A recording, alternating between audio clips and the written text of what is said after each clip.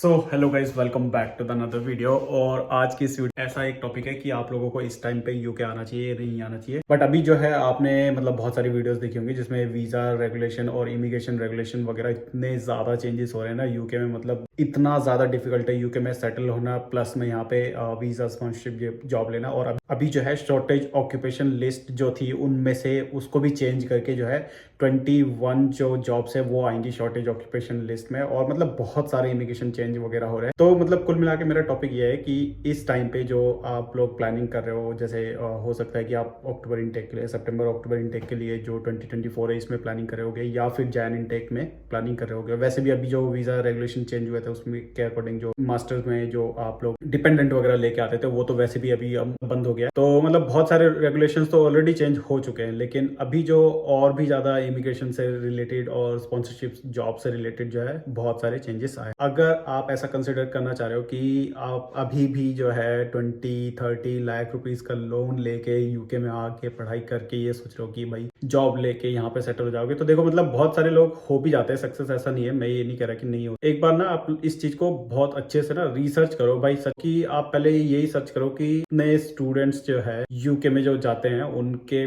उसके बाद मतलब आफ्टर कंप्लीटिंग देयर ग्रेजुएशन या मास्टर्स कितने लोगों को उनके खुद के फील्ड में जो है जॉब लगती है। ठीक है, इस तरीके की चीजें वगैरह सर्च करो भाई। लिटरली आप मतलब बहुत गंदे वाले लूप में फंस जाओगे। 20 से 30 लाख का लोन ले लिया आपने, ठीक है, अभी आप एक साल जो है स्टडीज करोगे, उसके बाद आपकी जॉब लगेगी या नहीं लगेगी, जो भी है, जो भी स्ट्रगल वगैरह स्टार्ट होगा वो आपके पहले दिन से स्टार्ट हो जाएगा यहाँ पे। तो कहने का मतलब ये है, कहना चाह रहा हूँ कि जो भी लोग कंसिडर कर रहे हो कि स्टडी अब्रोड के लिए, नॉट इवन यूके यार, मैं ये कहना चाह रहा हूँ कि अगर आप इवन बाहर भी प्लान कर रहे हो ना किसी भी कंट्री में जाने के लिए स्टडी पर्पज से, उसके बाद आप सोच रहे हो कि सेटल हो जाओगे, वहां पे जाके ये करोगे वो करोगे, तो सारी चीजें आपकी ठीक है। देखो आपका पैसा है, आप खुद का इंटेंशन है या जो भी है आपका खुद को गोल, आपको पता होगा कि आपका क्या गोल है वहां जाने का या क्या भी। जाने से पहले भाई एक बार जरूर जरूर जरूर सारी चीजें रिसर्च करो अपनी, क्योंकि यार इतना फ्रूटफुल नहीं है आज की डेट में बाहर किसी भी कंट्री में जाना। बाकी अदर कंट्री का देखो मैं कह नहीं सकता, लेकिन यूके डेफिनेटली इतना फ्रूटफुल नहीं है आपके लिए, और कोई आपका वो है ही नहीं, क्योंकि इंडिया में भी आपको लग रहा है कि सेम ही हालात है। और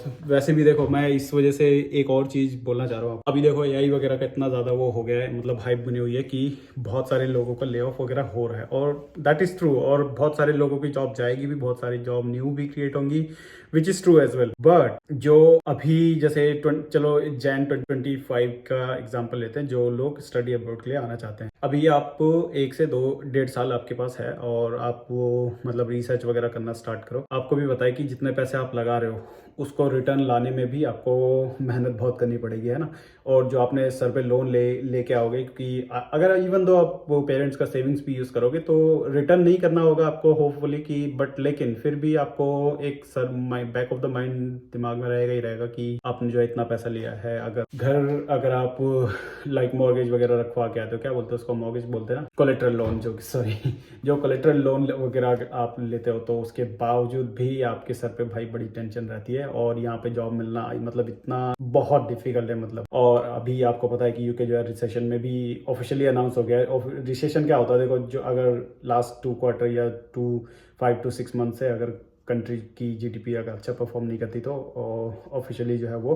कंट्री जो है रिसेशन में होती है। तो इनके जीडीपी के जो नंबर्स वगैरह आते हैं वो इतने अच्छे नहीं थे लास्ट 2 क्वार्टर से ही, तो ऑब्वियसली ये एक रिसेशन में है कंट्री। इन सारी चीजों को ना भाई कंसिडर करो यार, मतलब बाहर जाने से पहले बहुत अच्छी तरीके से रिसर्च वगैरह करो, सोचो समझो कि आपको मतलब लिटरली वर्थ होगा भी जाना कि नहीं होगा, क्योंकि आप 20 से 30 लाख का जो लोन लोगे उसके बाद लिविंग कॉस्ट वगैरह के लिए और सब चीज के लिए यहाँ पे स्ट्रगल करना, मतलब मैं ये नहीं कह रहा कि इंडिया में कुछ नहीं है या फिर इंडिया में स्ट्रगल नहीं है, भाई इंडिया में भी स्ट्रगल है, मैं ये नहीं कह रहा, लेकिन एटलीस्ट आपके पास वो टेंशन नहीं होगी जो जैसे आप लोन लेने के बाद प्लस में दूसरी कंट्री में हो जहाँ खाने का नहीं पता, ना रहने का कुछ नहीं हिसाब किताब है आपके पास। मैं मतलब आपको ना मतलब डराना नहीं चाह रहा, लेकिन रियलिटी से तो आपको अवेयर होना चाहिए ना। आप डरो चाहे मत डरो, चाहे इसको कैसे भी क्रिटिसिज्म करो, भाई मुझे कोई फर्क नहीं पड़ता। मैं बस एक वो एटलीस्ट कुछ लोग जो भी संभलना चाहते हैं ना वो संभल जाएंगे।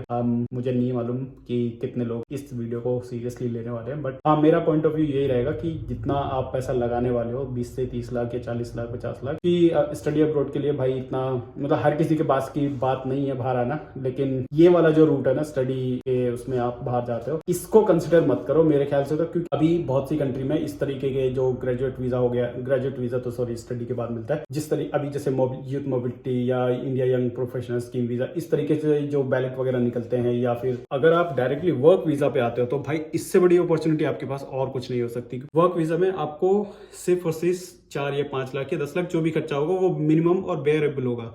उसमें आप क्या करोगे कि डायरेक्टली यहाँ पे वर्क पे आओगे तो आपका जो स्ट्रगल्स है ऑलमोस्ट 60 to 70% कम हो जाएगा। वो मैं इसलिए कह रहा हूँ क्योंकि आप यहाँ पे आओगे एज अ वर्क परमिट पे, है ना। वर्क परमिट पे आने के बाद आपको डायरेक्टली जॉब ही करना है। जॉब आप इंडिया में भी कर रहे थे, यहाँ भी कर रहे थे, जो आपकी सैलरी इंक्रीज होगी उसके अकॉर्डिंग आप यहाँ कमा भी रहे होगे और खर्चा भी कर रहे होगे। तब आपके पास क्योंकि ना तो लोन होगा, और अगर लोन होगा भी तो वो बहुत ही मिनिमम होगा, बेयरेबल होगा, कि वो आप एटलीस्ट 5 to 6 मंथ में या 10 मंथ्स में उसको जो रीपेमेंट कर दोगे। अगर 5 to 10 लाख का लोन मेरे ख्याल से ज्यादा नहीं है, अगर यहाँ पे आके आप चुकाना चाहते हो तो वो भी चुका सकते हो। लेकिन 10, 20, 30, 40 लाख का जो लोन ले लेके स्टडी अब्रोड के लिए जा रहे हो तो भाई उस चीज को बहुत अच्छे से कंसिडर करो। बहुत सारे ऐसे वीजास हैं और इमिग्रेशन के लिए जो आप डायरेक्टली वर्क परमिट पे आ सकते हो, जैसे अभी मैंने बताया 2-3। तो और भी रिसर्च करो अपनी। मैं तो कह रहा हूँ कि स्टडी पर्पज से बाहर जाने के लिए अगर आपका जेन्युइनली सिर्फ यही गोल है कि आपको स्टडी करके ही वापस आना है, या मतलब बहुत अमीर हो आप, तो मेरे ख्याल से आप ये वाली वीडियोस यूट्यूब पे नहीं देख रहे होते अगर आप इतना ही अमीर होते तो अगर ज़्यादा मतलब आपको सिर्फ यही प्लानिंग है कि आप मतलब अब्रॉड में स्टडी करने और वापस आना चाहते हो, मोस्ट वेलकम है। मुझे कोई दिक्कत नहीं है, मुझे क्या दिक्कतें हो ही सकती है। कहने का मतलब ओवरऑल यही है कि अगर आप स्टडी अब्रॉड के लिए बाहर जा रहे हो तो भाई बहुत अच्छे से प्लानिंग करो, रिसर्च करो, क्योंकि अगर आप फ्रेशर हो तो भाई और भी ज़्यादा कंसिडर मत करो। ये आपके भले के लिए बोल रहा हूँ, मुझे कोई प्रॉब्लम नहीं है। आप यहाँ आओगे, आपकी देखो आपकी किस्मत है, आपका स्ट्रगल है, आपका पैसा लगा हुआ है, मेरा इसमें कुछ नहीं जा रहा है। मैं बस इतनी लोगों की हेल्प कर रहा हूँ कि अगर जो लिटरली इंटरेस्टेड है यहाँ के बारे में जानने के लिए कि क्या हालात हैं, तो भाई हाँ रिसेशन में है कंट्री, जॉब्स वगैरह सच में बहुत कम है, और पर से स्पॉन्सरशिप जॉब तो और भी ज़्यादा कम है। मतलब अगर आप एक बार को लेबर जॉब या शॉर्ट ये जो नॉर्मल जॉब्स वगैरह हैं ये करके भी अगर आप अपना गुजारा करना चाहते हो, गुजारा ही बोलते हैं यहाँ पे, अकोमोडेशन, ग्रोसरी, रेंट, प्लस में ये जो ट्रैवल एक्सपेंस वगैरह, अभी तो रेल के जो प्राइसेस है और बढ़ने वाले हैं मार्च या अप्रैल से, तो मतलब भाई हर चीज के जो प्राइसेस है ना यहाँ पहुंच चुके हैं। यही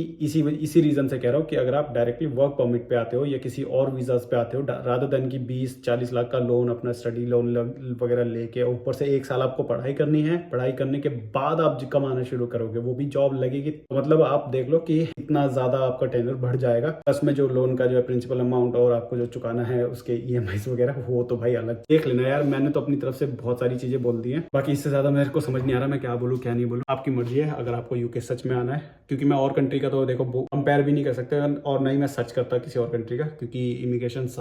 हर एक कंट्री के अपने अपने हैं, वीजा रूल्स वगैरह भी हर कंट्री के अपने अपने। तो आप ट्राई करो कि मतलब भाई अगर स्टूडेंट वीजा पे लिटरली आना चाहते हो तो चेक कर लो प्रोज एंड कॉन्स, क्या क्या पॉसिबल है और कितनी अर्निंग आप कर लोगे आफ्टर योर मास्टर्स या ग्रेजुएशन। तो उसके बाद ही अपना डिसीजन बनाना। प्लस में यूनिवर्सिटी वगैरह जो आप सर्च करना चाह रहे हो वो भी अपने से ही करना, और कोर्सेज वगैरह भाई बहुत सोच समझ के चूज करना आगे अगर मतलब सच में ही इंटरेस्टेड हो स्टडी से रिलेटेड, क्योंकि जो आपके एजेंट वगैरह आपको कोर्स चिपका देते हैं वही लेके आना पड़ता है। बाकी आज की वीडियो के लिए इतना ही रखते हैं। अगर आपको वीडियो अच्छी लगी हो तो लाइक कर देना, चैनल को सब्सक्राइब जरूर कर देना। फिर मिलते हैं किसी और वीडियो में, तब तक के लिए बाय बाय।